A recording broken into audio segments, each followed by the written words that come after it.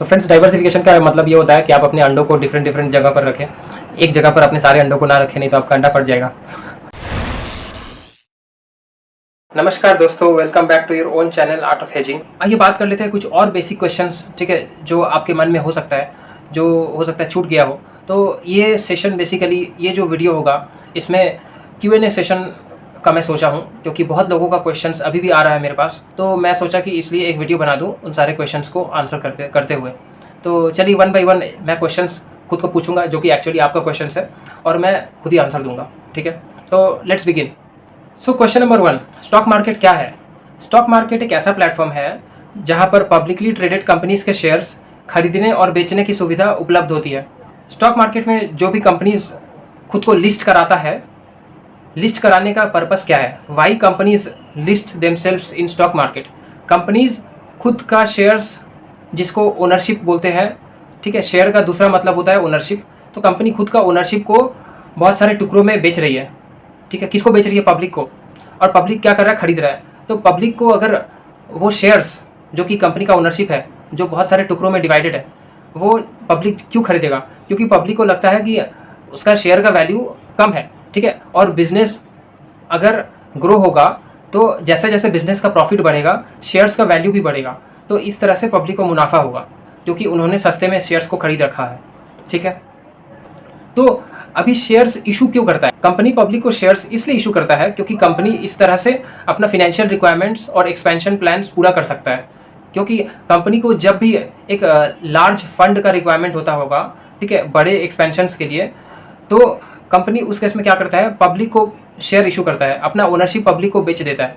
अब ओनरशिप कितना बेचता है? 100% ओनरशिप बेच देता है? नहीं जी, ओनरशिप 100% नहीं बेचता कभी भी कंपनी। कंपनी एक सर्टेन पोर्शन बेचता है, अपने कंपनी का हिस्सा, ठीक है। जैसे हो सकता है 30% हिस्सा कंपनी ने पब्लिक को दे दिया, ठीक है।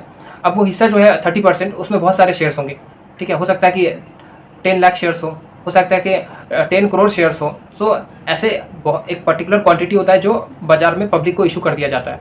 तो ये शेयर बाजार जो है, ये एक प्लेटफॉर्म है जहाँ पर ये सारे शेयर्स ट्रेड होते हैं। तो ये सारे शेयर्स को ट्रेड होने के पहले कंपनी अपने उन शेयर्स को लिस्ट कराएगा।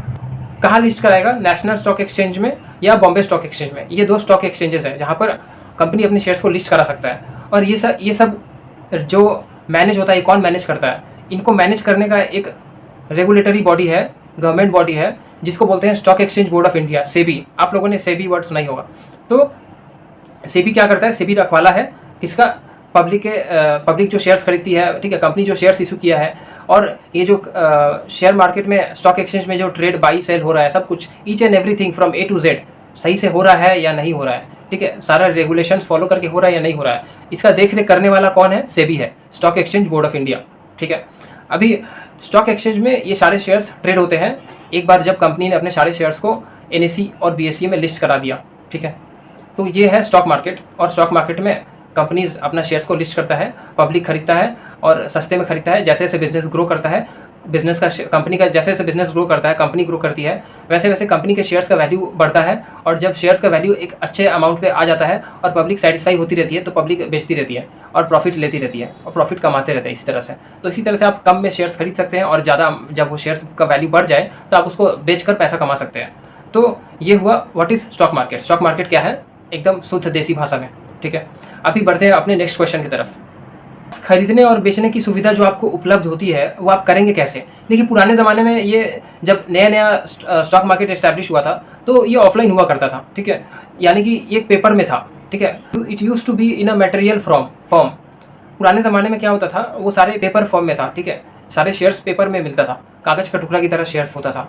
तो वो कागज़ का टुकड़ा ही ट्रेड होता था। तो अभी क्या किया? सारे शेयर्स को जो पेपर फॉर्म में मिलता था वो सारा शेयर्स को डीमैटेरियलाइज कर दिया गया और उसको शॉर्ट में बोला गया डीमैट। तो अभी इसको ट्रेड करने के लिए आपको डीमैट अकाउंट खोलना पड़ता है, क्योंकि वो सारे शेयर्स डीमैटेरियलाइज हो चुके हैं और वो अब डीमैट अकाउंट में आपको जाके स्टोर होगा। जब भी आप शेयर खरीदेंगे तो आपको डीमैट अकाउंट का ज़रूरत है इन सारे शेयर्स को खरीदने और बेचने के लिए। तो डीमैट अकाउंट क्या है? ये एक ब्रोकरेज प्लेटफॉर्म है। तो ऐसे डीमैट अकाउंट ओपन करने के लिए मार्केट में बहुत सारे ब्रोकरेज ऐप है, ब्रोकरेज फर्म्स है, जिसके पास आप जा करके अपना डीमैट अकाउंट खुलवा सकते हैं।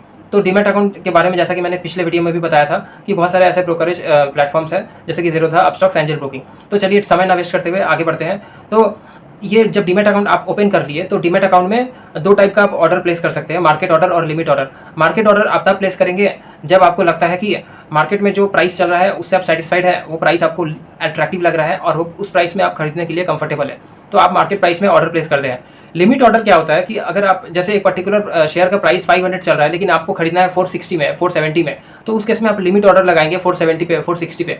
तो जैसे ही मार्केट पे जो प्राइस चल रहा है 500 रुपये, वो जब गिर कर नीचे आता है ना, तो 500 रुपये से जब वो नीचे गिरेगा, जैसे 480 आया, 485 आया, 475 आया, तो जब आपके प्राइस पर आ गया 470, तो आप अगर लिमिट ऑर्डर प्लेस करके रखें तो वो एग्जीक्यूट हो जाएगा। इसी तरह से मार्केट ऑर्डर और लिमिट ऑर्डर ये सारे ब्रोकरेज एप्लीकेशंस पे काम करता है, और आप मार्केट ऑर्डर और लिमिट ऑर्डर को यूज़ करके अपने हिसाब से आप अपने पसंदीदा प्राइस पर खरीद सकते हैं स्टॉक्स को। ठीक है, अब मैं ये अज्यूम करके चलता हूँ कि आप डीमैट अकाउंट ओपन करा चुके हैं, और डीमैट अकाउंट जब आप ओपन करा लिए तो अब आप रेडी है स्टॉक्स को बाई और सेल करने के लिए।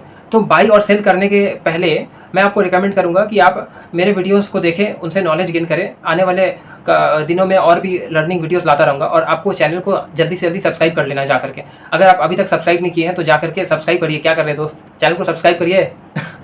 तो आप जितना जल्दी चैनल को सब्सक्राइब करेंगे, आने वाले वीडियोज़ मिस नहीं होगा और आप अपना लर्निंग का क्रियाक्रम चालू रखेंगे। ठीक है, और मैं अपना यहाँ से वीडियोस लाने का क्रियाक्रम चालू रखूँगा। ठीक है, तो आपको सीखना है तो दोस्त आपको सब्सक्राइब करना ही पड़ेगा और करना ही पड़ेगा, और लर्निंग के लिए आपको एटलीस्ट अपना समय तो देना ही पड़ेगा। आप बहुत सारे ऐसे छोटे छोटे वीडियोस या यूट्यूब में शॉर्ट्स वीडियोस या प्रैंक वीडियोस देखकर अपना समय ज़ाया करते होंगे, तो मैं रिकमेंड करता हूँ कि अगर आप एटलीस्ट दिन का 1 घंटा भी अगर आप लर्निंग के लिए दें, स्टॉक मार्केट में को आप अगर सीख लें, तो इससे बहुत सारा पैसा बनाया जा सकता है फ्रेंड्स। ठीक है, तो आप खुद में इन्वेस्ट करिए, आप लर्निंग में इन्वेस्ट करिए। आप सीखने में जितना इन्वेस्ट करेंगे आपको ये चीज़ ज़रूर काम आएगा, लाइफ टाइम काम आएगा, और आप इससे पैसा कमा सकते हैं फ्रेंड्स।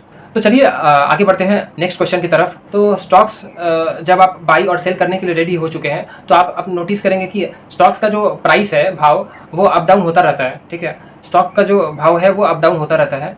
तो वो प्रति क्षण, ठीक है, हर एक सेकेंड आपको अप डाउन करता हुआ दिखेगा। तो इसके पीछे क्या रीज़न हो सकता है? इसके पीछे बहुत सारे रीजन्स हैं। तो ठीक है, स्टॉक्स के प्राइस का अप डाउन करने का बहुत सारा रीजन्स हो सकता है। ठीक है, जैसे कि कंपनी का परफॉर्मेंस, कंपनी के बारे में कुछ न्यूज़ है, अगर ओपन मार्केट में अगर कोई न्यूज़ सर्कुलेट हो रहा है, तो उस वजह से बहुत सारे इमोशंस जुड़े होते हैं बायर्स और सेलर्स का, जिसकी वजह से प्राइस अप डाउन करता है। एक पर्टिकुलर प्राइस पे बायर को लग रहा होता है कि ये सस्ता है और यहाँ पर खरीदने का अपॉर्चुनिटी दिख रहा है, और वही सेम प्राइस पे सेलर को महंगा लग रहा है। ठीक है, बायर को लग रहा है कि ये फेयर प्राइस पर मिल रहा है, सेलर को लग रहा है कि नहीं, ये ओवर प्राइस्ड है, मैं यहाँ पर नहीं खरीदूंगा, और मैं अगर पहले से खरीद के रखा हूँ तो मैं यहाँ पर बेचूंगा, ऐसा सेलर को लग रहा है।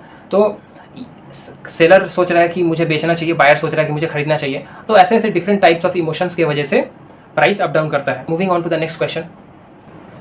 अब डाइवर्सिफिकेशन क्या होता है? डाइवर्सिफिकेशन का मतलब ये है कि आप अपने सारे अंडों को एक बास्केट में ना रखें। Never put all your eggs in one particular basket.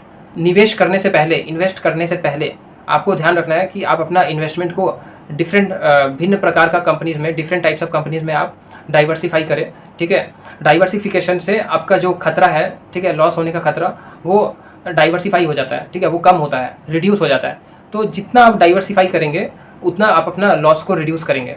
ठीक है, तो याद रखिएगा फ्रेंड्स, शेयर मार्केट में जब आप कंपनीज़ में इन्वेस्ट कर रहे हैं तो आपको डाइवर्सिफिकेशन का ध्यान ज़रूर से ज़रूर रखना है। बहुत ही इंपॉर्टेंट चीज़ है, and you can not ignore this. ठीक है, तो चलिए फ्रेंड्स, आज का वीडियो को यहीं तक रखते हैं, और आशा करता हूं कि इस वीडियो से आपका सारा कन्फ्यूजन और डाउट्स क्लियर हुआ होगा, और आप शेयर मार्केट में बहुत ही इन्फॉर्म्ड तरीके से कॉन्फिडेंटली आप एंटर कर सकेंगे, और आपको बिफोर एंटरिंग शेयर मार्केट इसके बारे में सारा नॉलेज आपको मिल चुका है मेरे इस वीडियो से। तो अगर आपको वीडियो पसंद आया तो ज़रूर से ज़रूर लाइक का बटन प्रेस करिएगा। इस वीडियो को ज़्यादा से ज़्यादा अपने फ्रेंड्स के साथ शेयर करिएगा जो लोग बिगिनर है और स्टॉक मार्केट से अर्न करना चाहते हैं।